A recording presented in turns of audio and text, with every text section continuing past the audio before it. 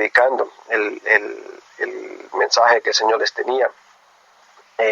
Recordarán que yo he mencionado, hermanos, en repetidas ocasiones que la nación muchos años antes de Amós se había dividido en dos. La nación del norte con 10 tribus se dividieron de la nación del sur, que la nación del sur la conocemos como Judá, así es como se le llamaba. La nación del norte se le conoce como la nación de Israel, o también a veces se le denomina como Efraín, porque la tribu de Efraín quedó en el norte, y la tribu de Efraín fue una, si no es que la tribu más grande de todas las que había en Israel. Entonces, Amós, hermanos, comienza su ministerio predicando en la ciudad de Betel. Betel estaba situada en la parte sur, hermanos, de la nación norteña.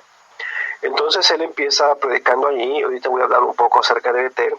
Betel, hermanos, había un templo, un sistema, hermanos, que habían creado los del norte religioso para adorar un ídolo, hermanos, tenían un becerro de oro. Un momento más voy a mencionar un poco más de eso. Pero él empieza, hermanos, predicando su mensaje, y empieza, hermanos, dando un juicio a las naciones que estaban alrededor de toda la nación de Israel. Y empieza juzgando, hermanos, más bien dicho, dando con mucha vehemencia una proclamación, un juicio en contra de Galaad, de Damasco, ¿verdad? Allí está él dando, hermanos, una profecía en contra de Damasco, y la razón por la cual también lo vimos. Después habló de Gaza. También, hermanos, se menciona la razón por la cual Dios iba a traer un juicio a Gaza. Después habló de Tiro. También menciona la razón por la cual Dios iba a juzgar a Tiro. Después menciona a Edom. Después a Moab, a Amón y Judá. ¿Okay? También Judá, hermanos, la nación del sur donde él vivía, Dios la iba a juzgar. Ahí mencioné, hermanos, como la palabra de Dios lo indicó, que eran 3 razones por las cuales Dios iba a juzgar a Judá. Una de ellas era porque Judá, hermanos, había menospreciado la ley de Jehová. También no habían guardado sus ordenanzas y les hicieron errar sus mentiras. Para poder entender un poco más esto, hermanos, aunque no es el tema, sería bueno que usted considerara leer y hacer un estudio minucioso del profeta Isaías. Usted tiene ahí en su Biblia, hermanos, el profeta Isaías. Es un libro grande con 66 capítulos. Isaías, hermanos, es un profeta que actuó a la par o contemporáneo de Oseas, de Amós y de Jonás también. En este caso, hermanos, no vamos a leer Isaías porque nuestro estudio se concentra en Amós, pero Isaías estaba predicando, hermanos, y podemos ver el por qué también Dios, según Amós, nos cuenta que Dios iba a mandar un juicio sobre la nación sureña de Judá. Habían menospreciado la ley de Jehová. Hermanos, tengamos cuidado, hermanos, hagamos de estos estudios, hermanos, una aplicación práctica. Fíjense bien, dice que Dios los iba a juzgar porque habían menospreciado la ley de Jehová. Y muchas veces, hermanos, sin darnos cuenta y sin la intención, nosotros como cristianos estamos haciendo lo mismo de menospreciar la ley de Jehová. La Biblia la tenemos arrumbada ahí en un cuarto, en un cajón o en una gaveta, y no la tocamos hasta el día que vayamos al culto de la iglesia. Y eso, hermanos, no es otra cosa más que menospreciar la ley de Jehová. Cada cristiano, incluyéndome yo mismo, debería de estar leyendo la Biblia diariamente, hermanos, en un estudio devocional. También dice, no guardaron sus ordenanzas, y eso es obvio, porque si ellos estaban menospreciando la ley de Jehová, pues obviamente pues no iban a guardar sus ordenanzas. También sus mentiras les hicieron errar. Estaban viviendo, hermanos, en una ilusión. Estaban pensando que todo estaba bien, que Dios era muy bueno, Dios era muy misericordioso, y sus mentiras, había profetas falsos que estaban haciéndole errar. Ahora, hermanos, después de que Amós da su juicio sobre Damasco, sobre Gaza, sobre Tiro, sobre Edom, sobre Amón, sobre Moab, sobre Judá, y como decía yo hace rato, todas estas eran naciones que estaban alrededor, eran los vecinos de Israel. Y ahora se concentra, hermanos, en Israel. Fíjate bien, en el capítulo 2, y solamente a manera recordatoria, yo lo leí rápido la semana pasada, dice que capítulo 2, versículo 6, que habían vendido al justo por dinero. estaban menospreciando, hermanos, al pobre, y lo estaban vendiendo por un par de zapatos. Decía, pisotean el polvo de la tierra, las cabezas de los desvalidos, y tuercen el camino de los humildes. El hijo y su padre se llegan a la misma joven, profanan mi santo nombre, sobre ropas empeñadas se acuestan junto a cualquier altar, el vino de los multados beben en casa de sus dioses. En el versículo 12 del capítulo 2 dice, diste a beber vino los nazareos, y también dice el versículo 12 del capítulo 2, y los profetas mandaste diciendo, no profeticéis. Ellos, hermanos, estaban rechazando, hermanos míos, el mensaje de los profetas que Dios estaba mandando. Por ello, hermanos, el mensaje era contundente de Amós y les dice, los castigaré por todas sus maldades. Era evidente, hermanos, que Dios estaba tomando nota de lo que estaba sucediendo allí en la nación de Israel. Yo dije la semana pasada también que Dios, hermanos míos, en el mensaje a las iglesias de Apocalipsis es bien enfático cuando dice que les manda decir, fíjate bien, que Dios conocía sus obras, hermanos. Yo te dije la semana pasada también que no hay nada encubierto, hermanos, que no haya de ser manifestado. Cualquier cosa que nosotros estemos haciendo en lo oculto, Dios lo conoce. Aparentemente nos engañamos a nosotros mismos muchas veces pensando que nadie nos está viendo. Volteamos hacia un lado, volteamos hacia el otro, adelante no vemos nada y nos aseguramos de que no venga nadie por atrás, pero nos olvidamos de ver hacia arriba. Y allá arriba, hermanos, la palabra de Dios dice, los ojos de Jehová están en todo lugar, mirando a los malos y a los buenos. Muchas veces, hermanos, nos engañamos y creemos que todo va a salir como nosotros queremos. Creemos que nos saldremos como con la nuestra.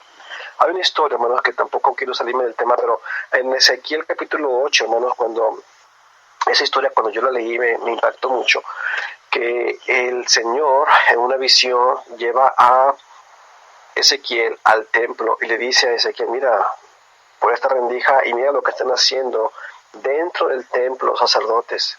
Dentro del templo, hermanos, los sacerdotes tenían ídolos, hermanos, y eso Dios, hermanos, no lo iba a tolerar.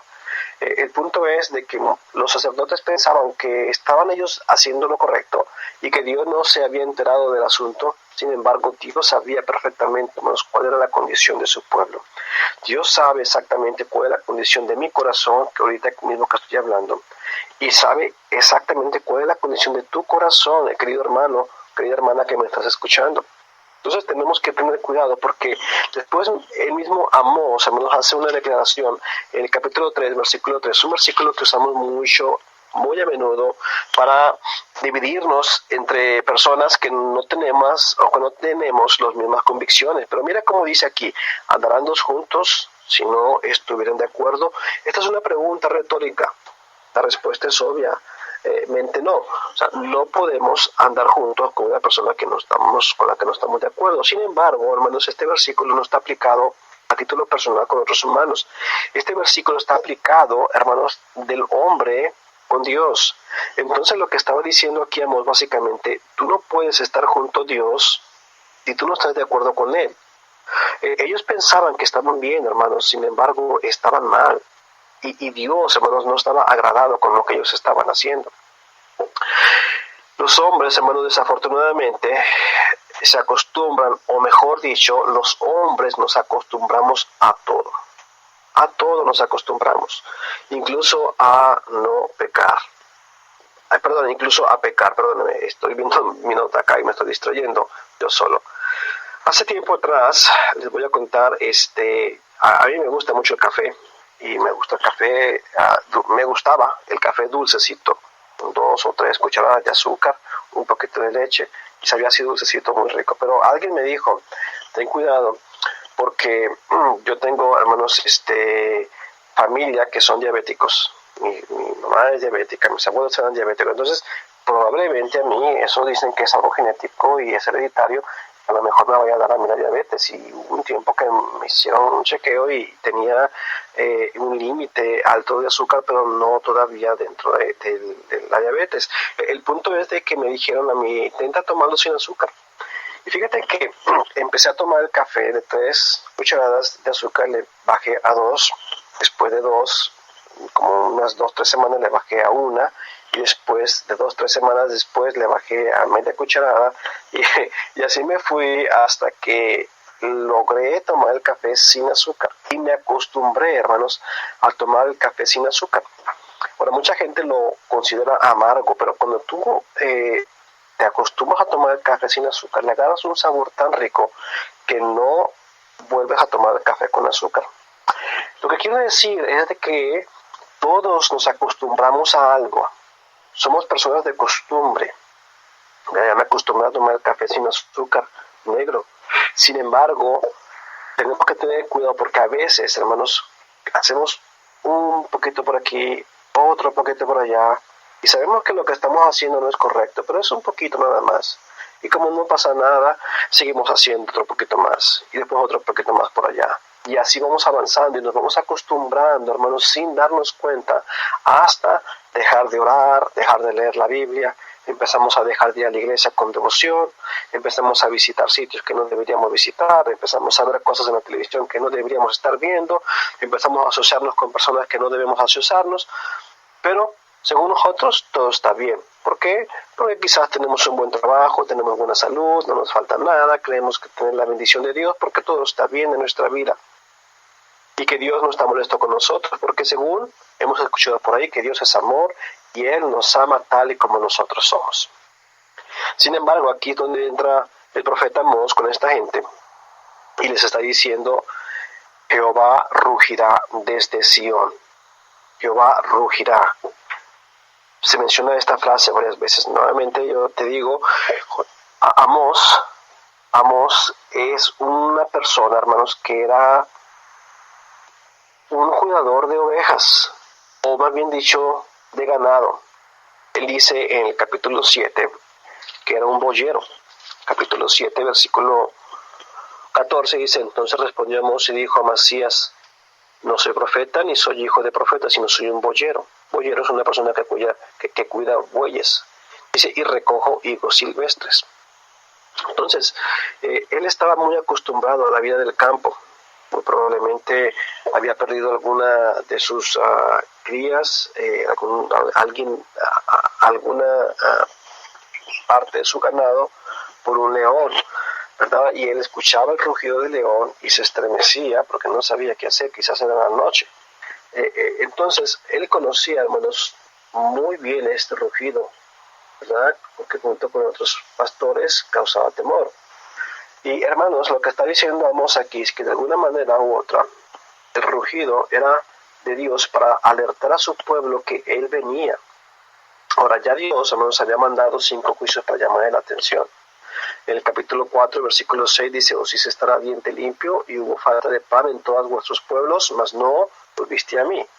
En el capítulo 4, versículos 7 y 8 mandó una sequía, dice, sobre algunas ciudades y otras no, y no se saciaban de agua donde la había, mas no volviste a mí, dice Jehová. En el versículo 9 del capítulo 4 dice que los hirió con viento solano y oruga y devoraron los cultivos, pero nunca os volviste a mí. También el versículo 10 del mismo capítulo 4 dice que Dios mandó mortandades y una enfermedad. Dice: maté a espada a vuestros jóvenes. Hubo una delincuencia, mas no os volviste a mí, dice Jehová. Os trastorné como a Sodoma y a Gomorra. Es decir, el homosexualismo estaba ocurriendo también allí, hermanos míos, en el pueblo de Israel. Y fuisteis como tizón escapado del fuego. Es decir, fueron librados, hermanos, por cualquier cosita del juicio. Pero dice la palabra: mas no os volviste a mí. Como yo siempre he dicho, hermanos, a través de estos estudios, los juicios de Dios, a contrario a lo que comúnmente pensamos, fíjate bien, son nada más que manifestaciones del amor puro de Dios para sus hijos. Dios había mandado estos juicios.